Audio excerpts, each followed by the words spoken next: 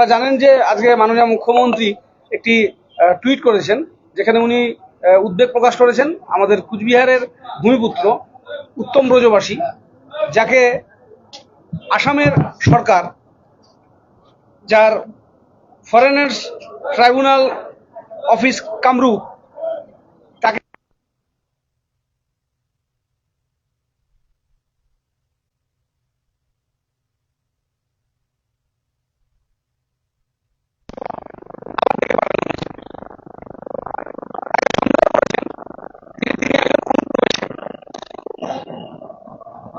তিনি ফরেনার্স, তাকে চিহ্নিত করে আমাদের পশ্চিমবঙ্গের নাগরিক তাকে আসাম সরকার নোটিশ করছে।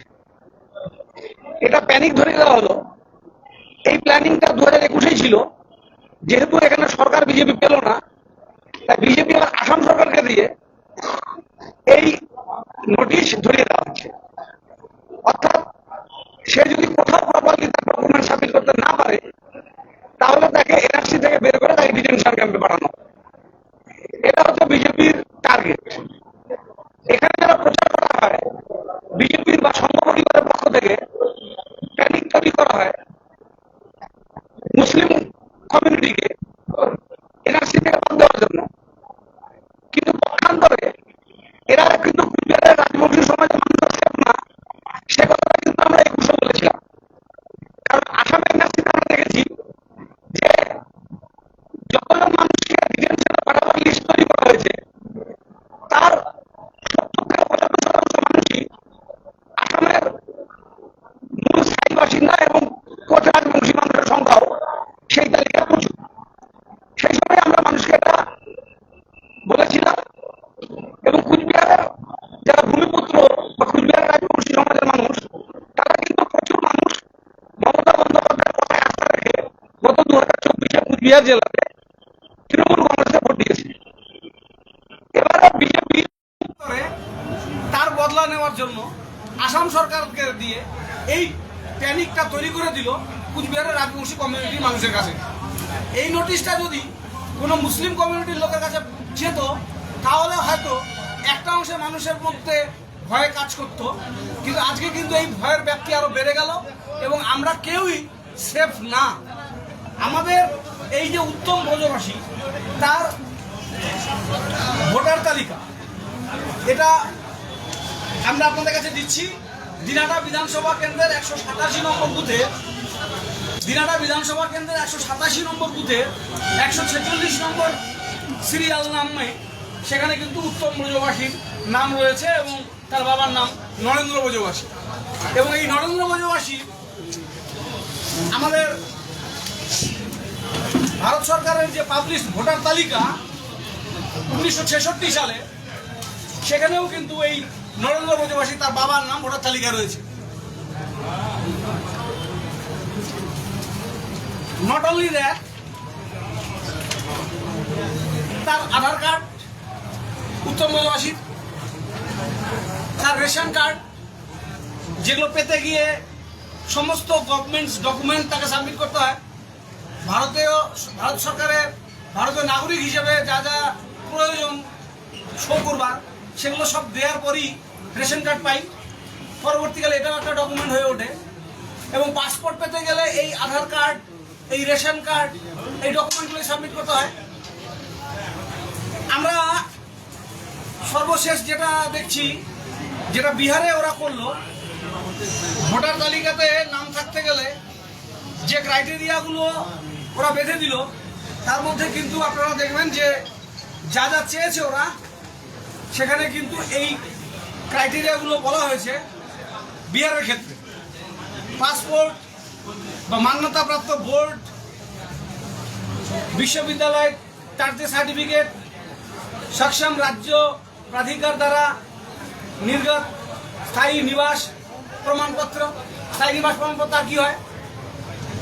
বিহারে ওরা এই ক্রাইটেরিয়াগুলো দিল লাস্ট, এবং সেটার উপরে ট্রেনিং হলো সমস্ত নির্বাচন আধিকারিকদের। সেখানে বাংলার ভোটারদের নাম তালিকা থেকে বের করার জন্য, বিশেষ করে মুসলিম কমিউনিটির মানুষের নাম টার্গেট করে ভোটার তালিকা থেকে বাদ দেওয়ার জন্য যে পলিসি বিহারে নেওয়া হয়েছে, সেটা বেঙ্গলে নেওয়া হবে। কিন্তু প্রত্যেকটা পলিসিকে কভার করছে উত্তম ব্রজবাসী। তাহলে উত্তম ব্রজবাসীকে অনুপ্রবেশকারী হিসেবে কেন এরা ট্রিট করছে? এবং উত্তম ব্রজবাসী আমাদের কুচবিহারের সান অফ দি সয়েল, ভূমিপুত্র। এই মাটিতে কুচবিহারের এই তথাকথিত রাজ্যে তারাই প্রথম নাগরিক, প্রথম শ্রেণীর বলতে হয়। সেই নাগরিকদের বেছে নিয়ে তাদেরকে টার্গেট করে নোটিশ করা হলো। আমার বিশ্বাস উত্তম কুমার ব্রজবাসী রাজবংশী কমিউনিটির মানুষ বলে তাকে টার্গেট করা হয়েছে, যাতে এই প্যানিকটা তৈরি হয়। বিজেপির আশ্রয়ে আমরা এদেরকে চলে যেতে দেখি, যে থাকতে হবে, বিজেপি করতে হবে। যে ভয়টা মুসলিম কমিউনিটি করলো না, লড়াইয়ের পথ বেছে নিল, সেই লড়াইয়ের মধ্যে রাজবংশী কমিউনিটিকেও ফেললো। পশ্চিমবঙ্গ সরকার বলে দিয়েছে মাননীয় মুখ্যমন্ত্রী এখানে এনআরসি লাগু হবে না। তার জন্য ওরা এই অনুপ্রবেশকারীকে দেখাচ্ছে এরা বাংলাদেশ থেকে আসামে ঢুকেছে, তারপর আসাম থেকে বেঙ্গলে এসছে। অথচ এই ফ্যামিলি কোনোদিন আসামে মুখ দেখেনি। নিজের গ্রাম যেখানে, সেখানে ছাড়া অন্য গ্রামে আজ পর্যন্ত যায়নি। এত হতদরিদ্র পরিবার, তারা মূলত কীর্তন, যেটাকে বলে বৈরাগী সম্প্রদায়, সেটা করে বেড়ায়। আমাদের গ্রাম বাংলা যেটা কালচার আছে, বৈরাগী কালচার, সেই সম্প্রদায় পিওরলি হিন্দু, হরিনাম কীর্তন করেন তিলক কেটে।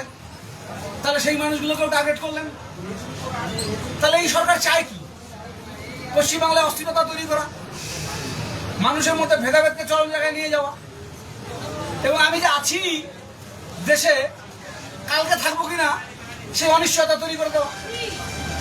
এই যে অনিশ্চয়তার পরিবেশ তৈরি করা হলো আমাদের রাজ্যে, এটার বিরুদ্ধে আজকে প্রতিবাদ মিছিল কুচবিহার জেলা তৃণমূল কংগ্রেস সংগঠিত করছে।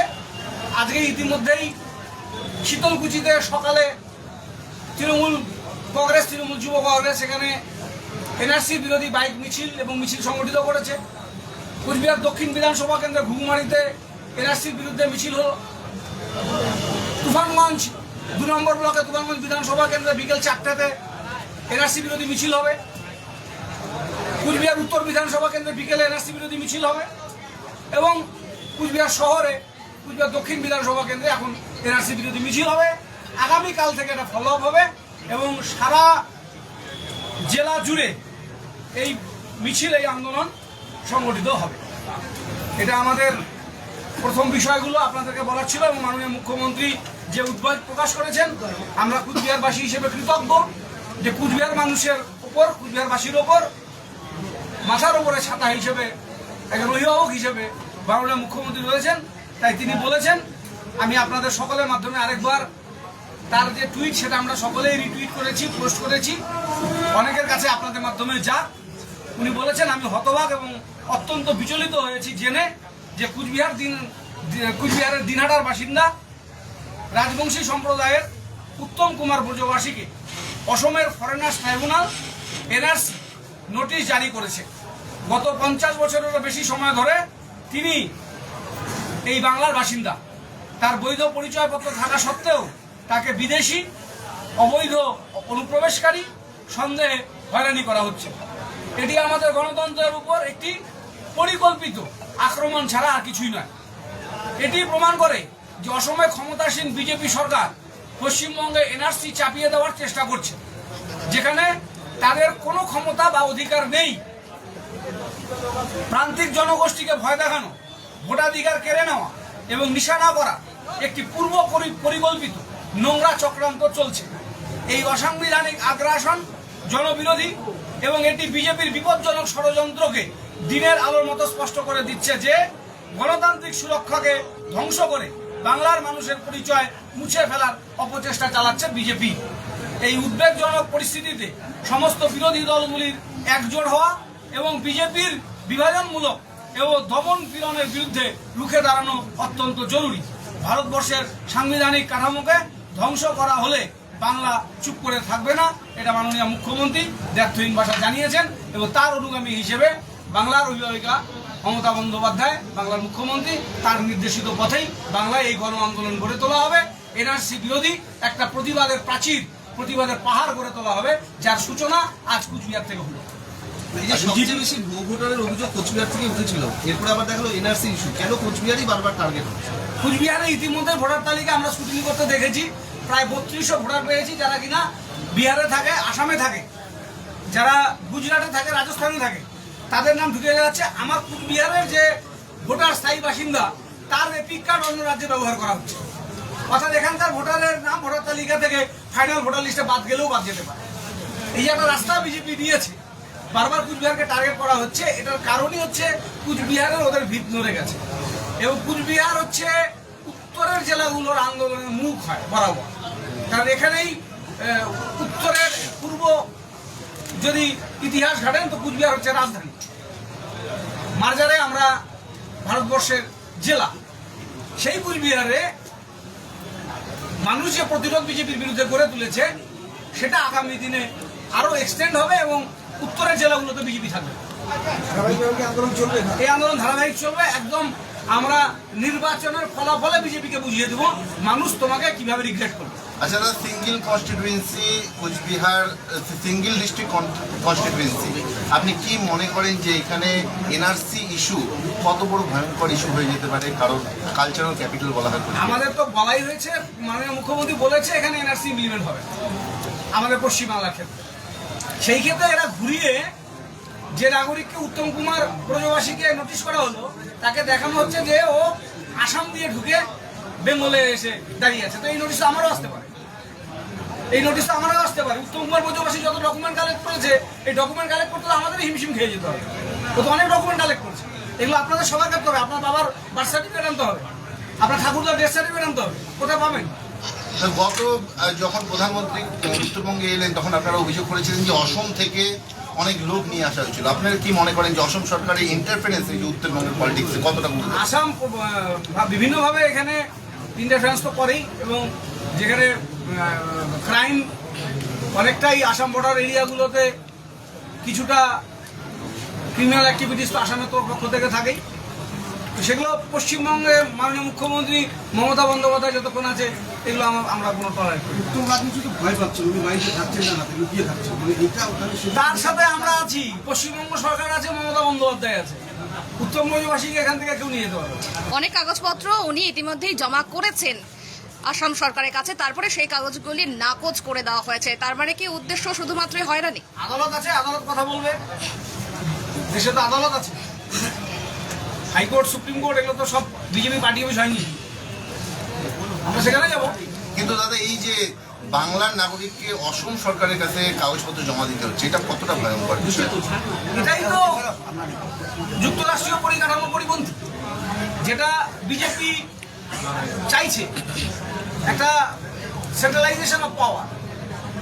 এটা তো প্রিন্সিপাল অফ ইন্ডিয়ান কনস্টিটিউশন, তার পরিপন্থী। সেটার বিরুদ্ধে লড়াই হবে। জনতাই তো শেষ কথা বলে, আন্দোলন শেষ কথা বলে, আমরা আন্দোলন করে প্রতিরোধ করবো।